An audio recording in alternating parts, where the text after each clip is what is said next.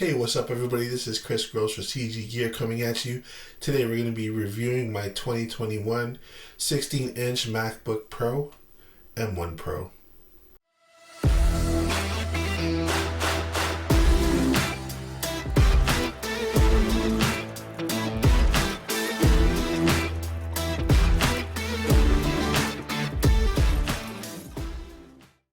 Hey, welcome back everybody. This is Chris Groves again for CG Gear. If you're new to this channel, please take some time to subscribe, like the video if you do like it, and then hit the notification bell so you're notified whenever I release new content. So let's get into it. I got the 2021 16-inch MacBook Pro M1 Pro about 90 days, just over 90 days ago, and I've been using it extensively over that time. I just want to go over some things that I've learned about having this computer with me that might be helpful to some of you that are on the fence about purchasing one, thinking about waiting for the next release. So anyway, what I basically got was the base model. The only thing that I had upgraded was the SSD to 1 terabyte from 512. Other than that, it's pretty much factory. So I do some photo editing, I do some video editing. The video work is the heaviest work that I put on the MacBook. That usually consists of wedding highlight videos, wedding videos, YouTube videos, that kind of thing. That's the thing that takes the biggest toll on the computer and where I can see it doing the most work intensive processor intensive work, I should say. Other than that, some light web browsing, emailing, the everyday stuff, streaming movies using Netflix, Apple TV Plus, etc. So I'm going to first start talking about the form factor. I got a few notes in my hand here, so please bear with me. There's lots of stuff that I wanted to cover to make sure I didn't miss anything.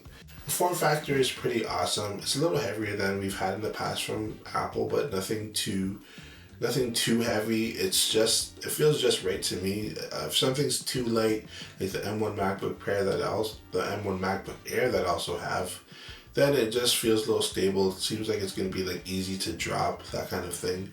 But this one's the perfect form factor. Not too big, not too small.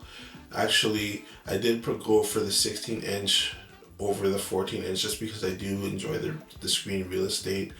I do have the MacBook in clamshell mode a lot on my desk just to save some space, but I do enjoy to take it out of the dock very often to take it around, whether I'm going away, just working downstairs, doing some stuff that my iPad can't handle, then I'll definitely reach for the 16-inch MacBook Pro.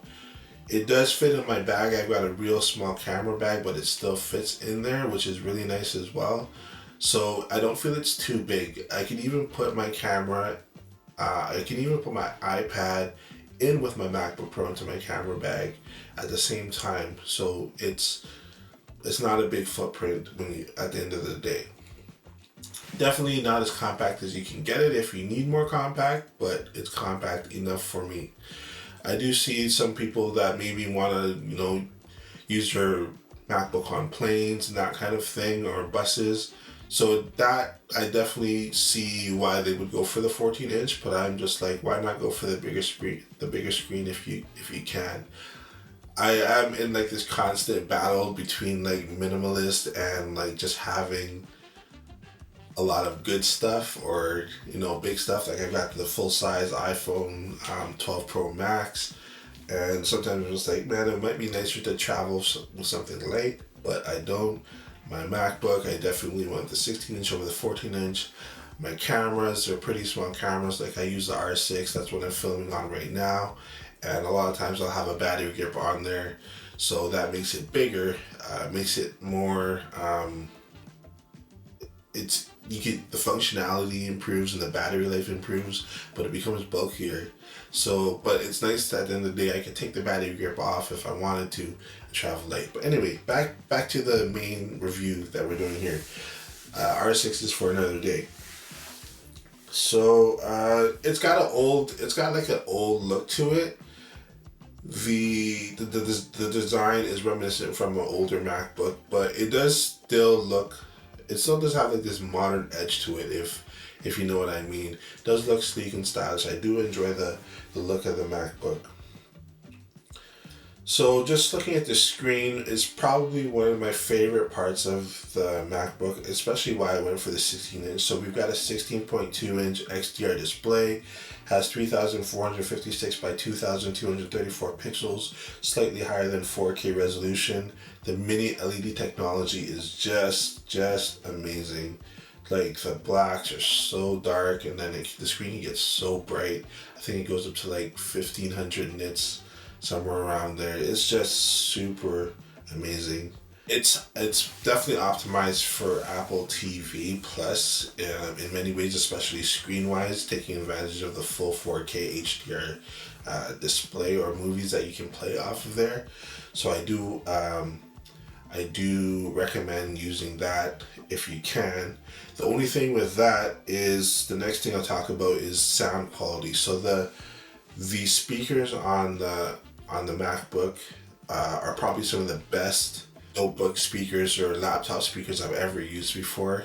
I mean, a lot of the times, like I have, if you can see behind me, I've got studio monitors or reference monitors, professional ones with a subwoofer, and a lot of the times if I have the MacBook out of clamshell mode and I'm using my Mac, I don't even distinguish that I'm using the laptop speaker. Sometimes it takes me some time to realize it's like, oh man, that sound's coming from my Mac, not the studio monitors. I'll miss like the real booming, got a big subwoofer, so I'll miss that low rumble sometimes. But most of the times I won't even be able to tell that I'm using the MacBook speakers unless I'm watching a movie and I'm listening intensively for that low rumble that I get from my subwoofers. There's one problem that I found with the built-in speakers so far. If you're watching videos on Apple TV Plus, there's this, I don't know if it's a frequency or something that happens where you get this distortion, or not distortion, but some unwanted sounds coming from the speakers. It sounds like it almost sounds like they're distorting, and there's crackling and that kind of thing. This is what it sounds like. I'll play a little clip for you here. Shorty, get down, good Lord. Woo! Baby got 'em open. So it's very subtle. You might need to put on headphones to hear it, or you might be able to hear it, but it is annoying, and I'm hoping it's just a software issue, not a hardware issue, something that can be fixed with just with an update from Apple being pushed out. Photo editing is amazing on display. I use Lightroom. It's very efficient. It's very fluid on Lightroom. I believe it does run on Rosetta 2, so it's not native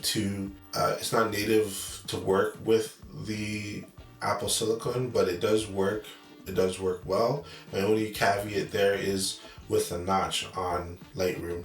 So with the notch on Lightroom, you can see here that you can edit. The screen looks amazing. The colors are vibrant. The screen's bright, and the colors are accurate. But when you try to go to full screen, which I do very often, so I can see my picture in the biggest view that's possible on this display, it does get cut off by the notch, which does get, it's a little annoying, but it's not the end of the world.